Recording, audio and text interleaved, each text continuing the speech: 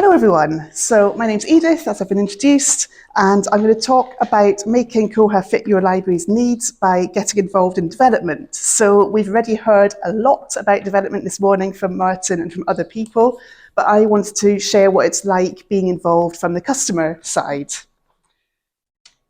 So to start with who I am and where I work, so the UK Health Security Agency, we were established in 2021, and our mission is to prepare for, prevent and respond to health threats, save lives and protect livelihoods.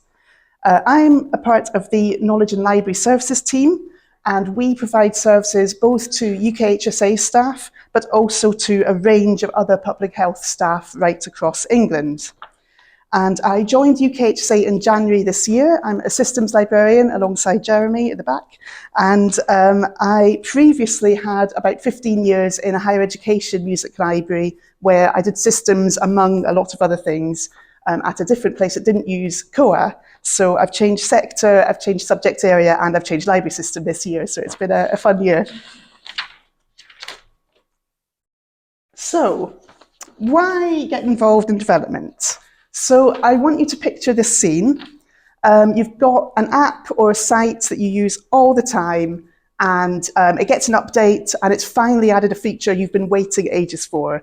And you're just like, oh, great, okay, let's go in, let's try it out. And then you try it out, and then, oh, okay, I wouldn't have done it that way. This isn't actually what I wanted. So this probably feels familiar to all of you from something, some app or some site. But what I found this year with getting to know Koha, using an open source system and getting involved with development has real benefits, and it does help to avoid that sinking feeling when the new feature comes and it doesn't quite live up to your expectations. So as Koha users, we all have the chance to directly influence and shape development, both to meet our needs, but also to benefit our colleagues, our library users, and even the wider community, the Koha community. And it's not actually that difficult. So there's three main stages that we can get involved with. This kind of came up briefly earlier, that the scoping stage. So at the outset of development, the scoping to actually define what the work needs to achieve. So you may get ideas talking to your colleagues, library users, or you may have a need that's forced upon you because there's a new system at your organisation that you need to integrate with. The clearer you can be at the outset with scoping, the more likely it is the development will actually do what you need it to. Something I'd share about this, I think it's good not just to put your requirements in writing, but actually have a meeting and have a chat with PTFS and the developers to explain what you need as well. Now, testing. Now, I think this bit is the most fun. So basically, the developers share their work in progress with you, and you try and break it. You try different things, you see if it works. You also check it actually does what it's meant to do, and that everyone's understood correctly what the requirements are. This is a good opportunity to get other colleagues involved as well. It doesn't just have to be systems people doing this, and I'll say more about this shortly. And then sign-off comes when you're satisfied with the development, and signing it off enables the code to be implemented on your live server, and depending on the code, there's a further process that may mean it goes into the code base for everyone in Koha to benefit from. So I'll share a couple of things that we did to sort of track and keep track of the development when we were testing some major interlibrary loan development work earlier this year. So this is part of a Microsoft planner that I set up because we have to use Teams, everything's Microsoft, for internal testing. So in case you can't see, there's headings for new items, reported, fixed that need retesting, and resolved items.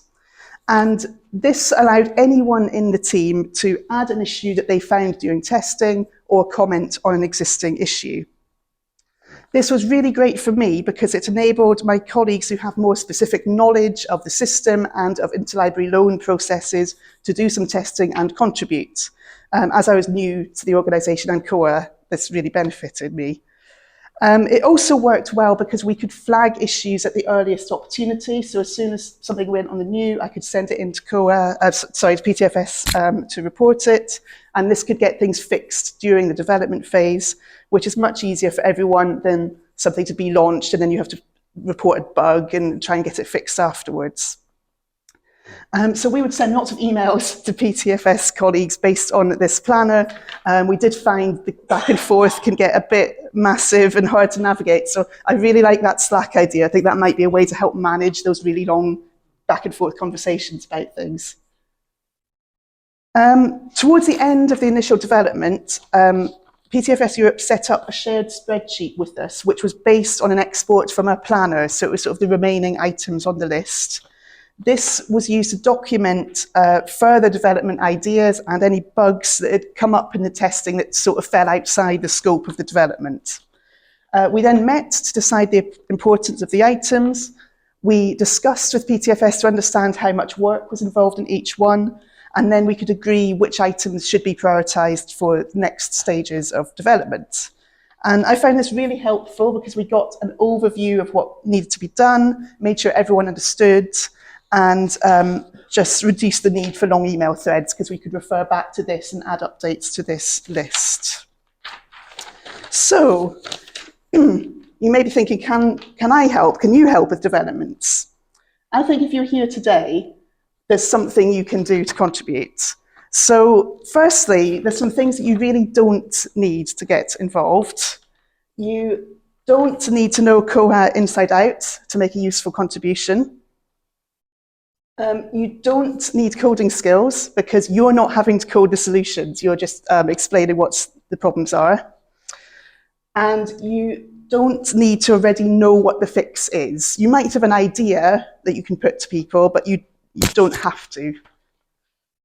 On the other hand, I think there's some qualities that really help when you're scoping or feeding back on developments. And these are common sense. So does this development meet our needs? Is it working how we expected? Does the kind of workflow do what we think? Curiosity, so especially with testing, what happens if I click this? What happens if I then sort it like that? Just trying different things. And also curiosity about how could things work better.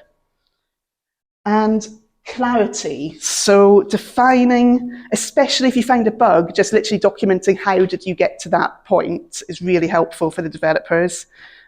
Defining a change that's needed, you need to be quite clear, and also just to clarify how serious an issue is. So is it just a bit annoying, or is it actually a deal breaker and going to stop you being able to do what you need? So I've just got one sort of specific example before I finish. So this cropped up in our testing. It seems small, but it actually makes a big difference. So the main feature of the development work I mentioned is the ability to add a list of articles in batch. So they needed to make a new screen for this. During the testing, both I and other colleagues missed that we had to click that green button at the top to add the items to the batch before we finished. So we went to PTFS. I deal with EBSCO a lot as well, but that's another whole other talk. So we went to PTFS and said, there's a bug. We keep having empty batches. And Pedro, bless him, replied with this great big arrow saying, no, you've just not clicked the button. That's why it's empty.